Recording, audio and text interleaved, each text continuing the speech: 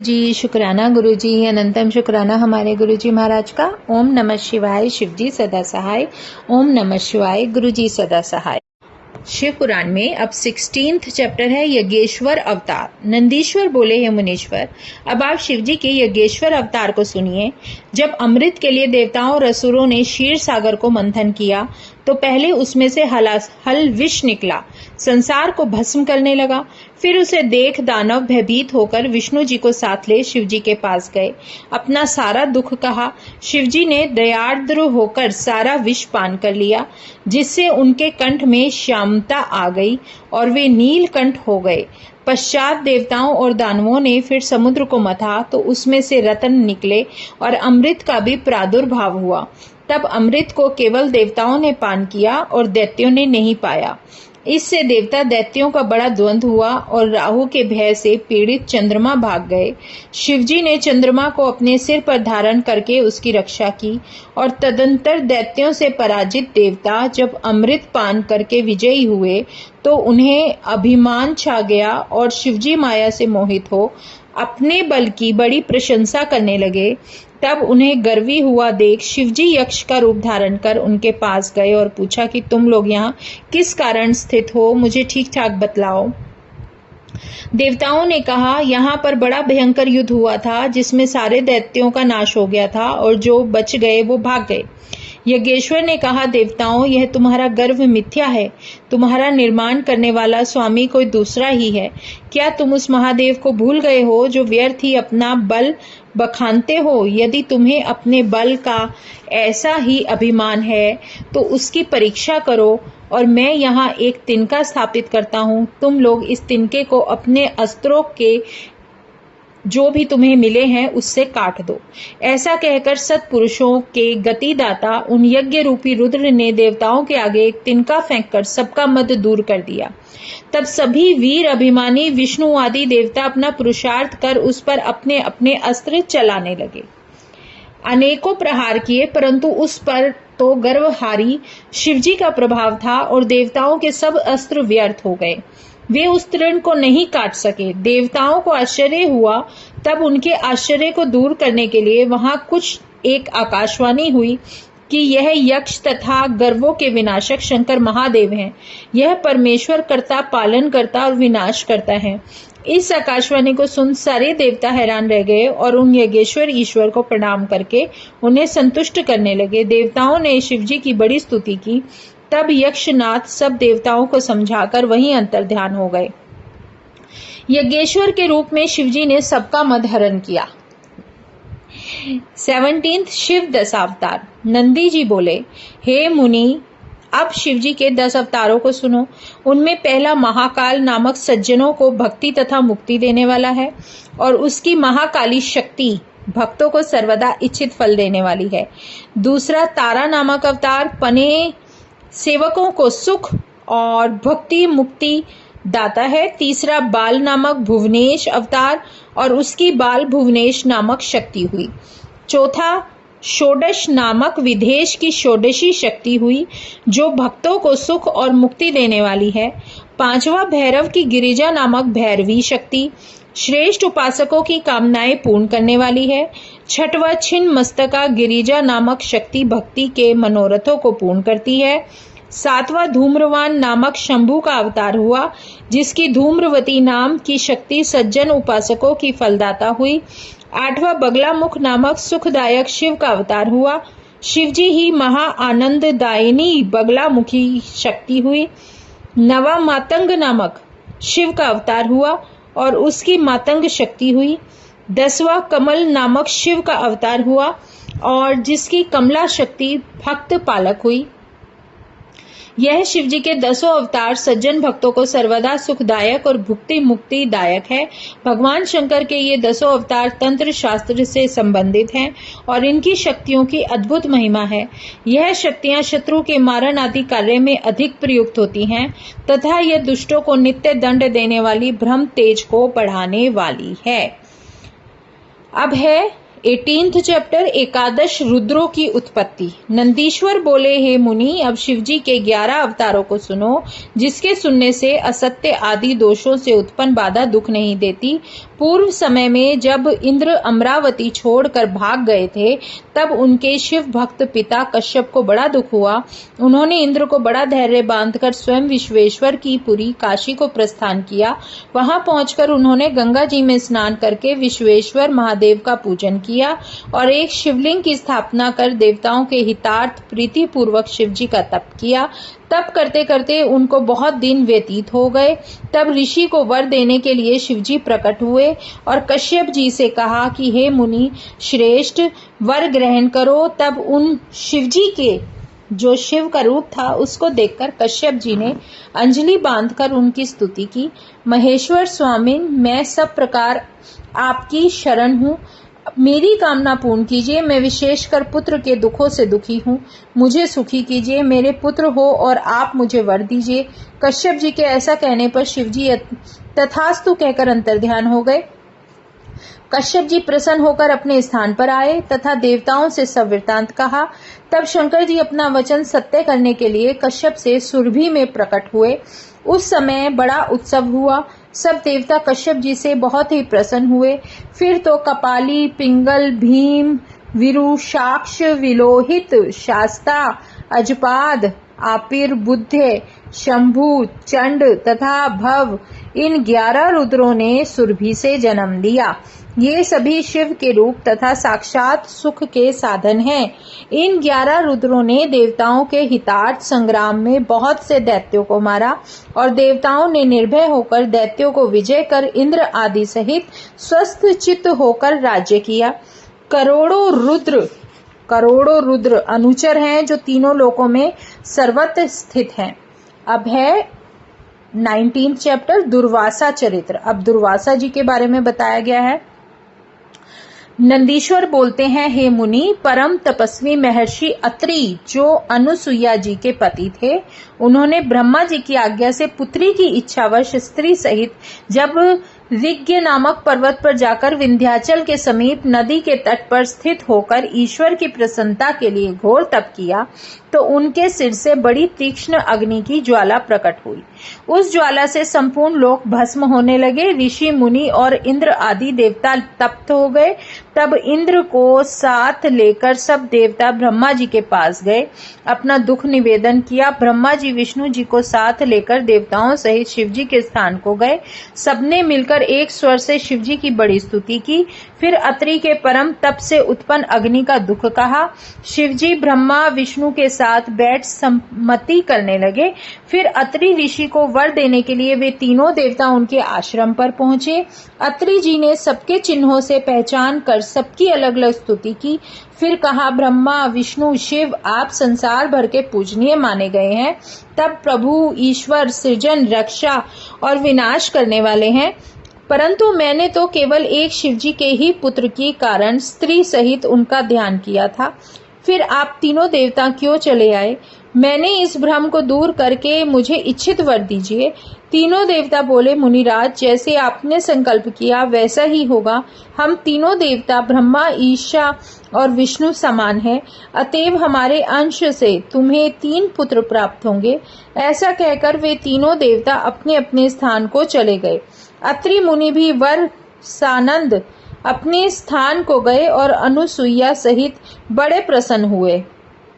फिर तो उस अनुसुईया से ब्रह्मा के अंश से चंद्रमा, विष्णु के अंश से दत्त तथा शिवजी के अंश से मुनि श्रेष्ठ दुर्वासा जी उत्पन्न हुए। दुर्वासा जी ने दयालुतावश बहुतों के धर्म की परीक्षा की। सूर्य वंश में उत्पन्न राजा अम्बरीश की भी इन्हीं दुर्वासा जी ने परीक्षा ली थी। महाराज अम्बरीश सप्तद्वीप के स्वामी थे, जिन्होंने एकादशी का व्रत किया था। तब दुर्वासा जी उनके नियम को जानकर अपने अनेक शिष्यों के साथ उनके यहाँ गए।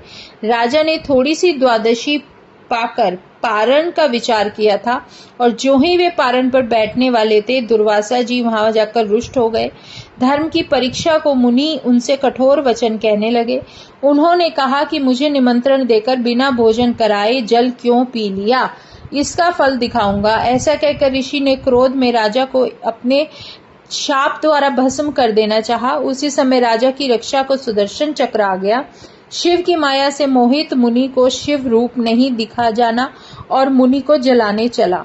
तब आकाशवाणी ने यह कहकर सुदर्शन को शांत कराया और कहा कि वे दुर्वासा मुनि हैं, ये शिव के रूप हैं।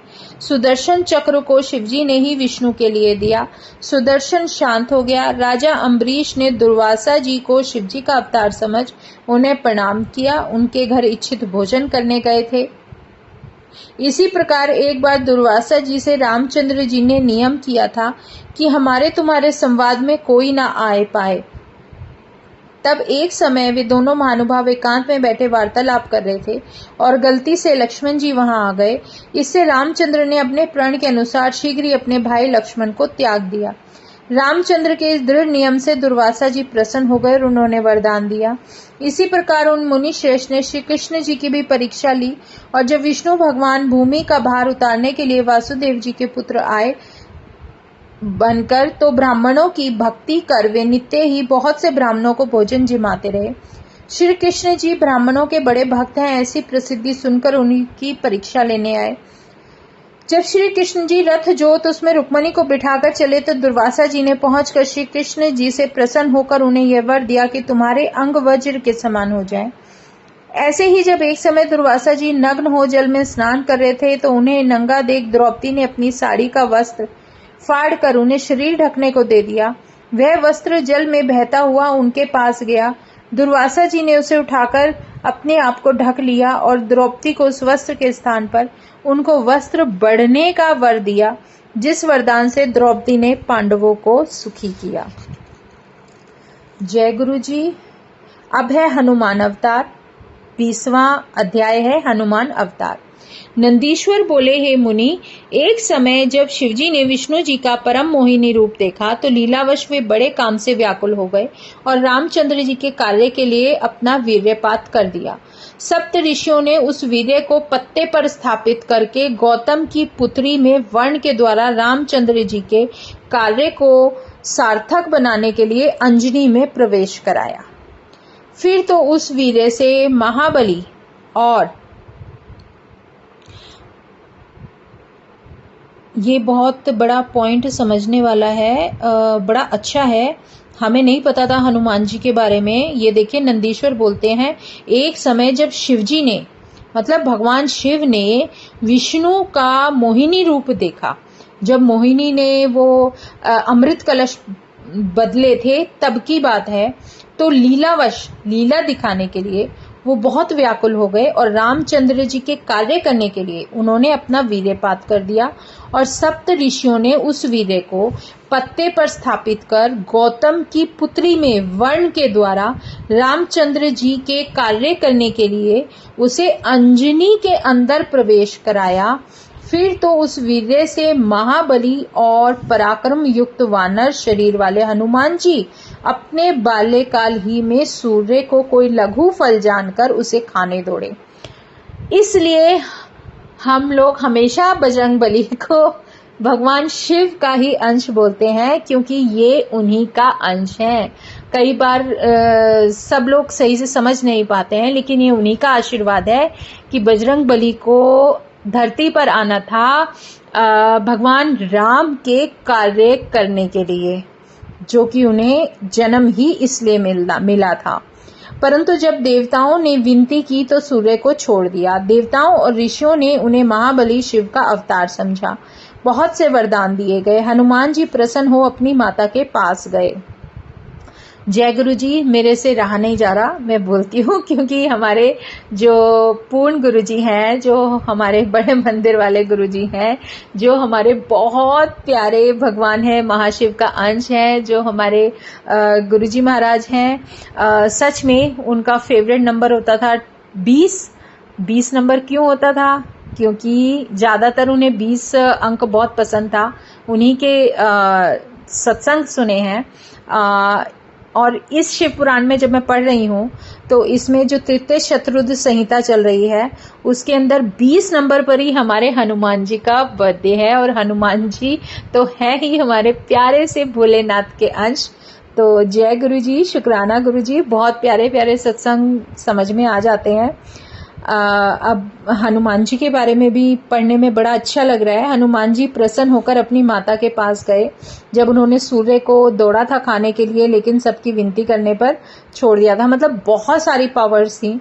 सब वृतांत कहकर वे बिना यज्ञ अपने सूर्य से सब विद्याएं पढ़ ली, सूर्य देव से सारी विद्याएं भी पढ़ ली। माता की आज्ञा से सूर्य के अंश से उत्पन्न सुग्रीव से मिले। सूर्य भगवान का अंश था सुग्रीव।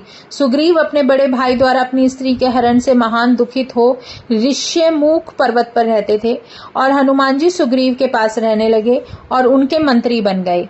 इधर भार्या जानकी के हरण से दुखी श्री रामचंद्र अपने भाई लक्ष्मण के साथ वहां पहुंचे और उनकी इनके साथ मित्रता हुई और रामचंद्र ने भाई की स्त्री को भोगने वाले पापी बाली वानर राज को मार डाला। फिर उन वानरेश्वर हनुमान ने बहुत सारे वानरों को साथ लेकर सीता जी की खोज की और जब यह जाना कि जानकी जी लंका में गई हैं, तब समुद्र को लांघकर वहां से लंकापुरी को गमन किया। वहां जाकर उन्होंने पराक्रम पूर्ण बड़ा ही अद्भुत चरित्र किया। जानकी जी को उनके स्वामी श्री रामचंद्र जी का समाचार सुनाया और सीता जी का शोक दूर किया। फिर रावण की वाटिका को उजाड़कर बहुत से राक्षसों को मारकर जब रामचंद्र के पास लौटने लगे तो रावण के दूतों ने ब्रह्म फांस द्वारा बांधकर उनकी पूंछ में वस्त्र लपेटकर तेल गिराकर उसमें आग लगा बहुत सा कष्ट देने की कोशिश की। इससे कुपित होकर उन्होंने संपूर्ण लंका को जला दिया। केवल राम भक्त विभीषण के घर को छोड़ दिया। फिर समुद्र में कूदकर अपनी पूंछ बुझाकर रामचंद्र जी के पास आए और सीता जी ने अपने सिर की मणि उन्हें दे दी थी। उसे देखकर रामचंद्र जी की आज्ञा से वानरों सहित बहुत से पर्वतों को लाकर समुद्र में पुल बांध रामचंद्र जी की विजय इच्छा से शिवलिंग प्रतिष्ठा कराकर पूजन किया और शिवजी से विजय पाकर रामचंद्र ने लंका को घेर लिया। वहां वीर हनुमान ने बहुत से दैत्यों को मारकर रामचंद्र की सेना की रक्षा की तथा शक्ति से घायल लक्ष्मण को संजीवनी बूटी लाकर जिलाया। यह सब उसमें महादेव जी का अंश था, जिससे प्रभु हनुमान ने लक्ष्मण सहित रामचंद्र को सुखी किया, उसकी रक्षा की। महाबली हनुमान ने कुटुंब सहित रावण को नष्ट किया और परिश्रम रहित हो सब देवताओं को सुख दिया। फिर अहिरावण को मारकर लक्ष्मण सहित राम को लाए तथा रामचंद्र का सब कार्य शीघ्रता से करते और दैत्यों को मारते हुए अनेक लीलाएं की और उन्होंने रामचंद्र को सुखी किया। जय गुरु जी, शुक्राना गुरु जी, अनंतम शुक्राना हमारे गुरु जी महाराज का। बहुत प्यारा प्रसंग था शिव पुराण में, जो हमारे प्यारे से बहुत प्यारे प्यारे हमारे बजरंग बली का जन्म का और उनकी लाइफ का, कि उन्हें धरती पर आने के लिए क्यों जन्म लेना पड़ा, वो सब कुछ बहुत प्यारा प्रसंग है। जय गुरु जी। 21 है इसमें चैप्टर। पार्वती जी जो थी उनके द्वारा भैरव जी को शाप और शिव जी का महेश अवतार वर्णन। नंदीश्वर बोले, हे मुनि, हे ब्रह्मपुत्र, अब तो शिव जी के पास परम अवतार को प्रीति से सुनो, जो सुनने वालों की सब कामनाओं को देने वाला है। हे मुनि शार्दुल, एक समय जब पार्वती और शिव जी विहार करने की इच्छा करने लगे, भैरव को द्वारपाल नियत करके भीतर गए, तब सुशील उन दोनों की अनेक सखियां प्रीति पूर्वक सेवा करने लगी। हे मुनि, वहां पर स्वतंत्र हुए वे दोनों शिव पार्वती अनेक लीला करके प्रसन्न हुए। तब उन्मत्त आकार वाली तथा लीला में से स्वतंत्र हुई पार्वती देवी द्वार पर प्रभु शिव की आज्ञा से आई। तब भैरव द्वारपाल उस देवी पार्वती की स्त्री की दृष्टि से देख उसके रूप से मोहित हो बाहर जाने से उनको निषेध करने लगे। हे मुनि, जब भैरव ने उस देवी को नारी की दृष्टि से देखा, तभी क्रोधित हुई उस माता पार्वती ने उस भैरव को शाप दे दिया। शिवा बोली, हे पुरुषाधम, हे भैरव, जो तू मुझको स्त्री की दृष्टि से देखता है, इस कारण भूमि में तुम मनुष्यपन को प्राप्त होगा। नंदीश्वर बोले, हे मुनि, इस प्रकार जब भैरव को पार्वती ने शाप दिया तो बड़ा भारी हाहाकार मचा और लीला ने उन भैरव से बड़ा दुख पाया। हे मुनीश्वर, तब अनेक आश्वासन वाक्यों में प्रवीण हुए। शिवजी वहां आकर उस भैरव को आश्वासन देने लगे, हे मुनि, उस देवी के शाप से शिव की इच्छा से भैरव पृथ्वी पर मनुष्य योनि में बैताल संज्ञक उत्पन्न हुए। उनके स्नेह से पार्वती समेत शिव भी लौकिक गति को आश्रय कर शोभन लीला करने लगे। विभु शिवजी ने भी भूमि पर अवतार लिया। हे मुनि, शिवजी महेश नामक हुए और पार्वती शारदा हुई। इस प्रकार अनेक लीलाओं में निपुण वे दोनों प्रीति से सुंदर लीलाएं की। हे तात, यह श्रेष्ठ शिवजी का चरित्र तुमसे कहा। यह धन को देने वाला, यश को देने वाला, सभी कामनाओं को फल देने वाला है। जो मनुष्य सावधान चित्त से भक्ति पूर्वक इस चरित्र को सुनता है अथवा सुनाता है, वह यहाँ सब भोगों को भोग कर अंत में मोक्ष को पाता है। जय गुरु जी, शुक्राना गुरु जी, अनंतम शुक्राना हमारे गुरु जी महाराज का। ओम नमः शिवाय, शिव जी सदा सहाय। ओम नमः शिवाय, गुरु जी सदा सहाय। शुक्राना, अनंतम शुक्राना।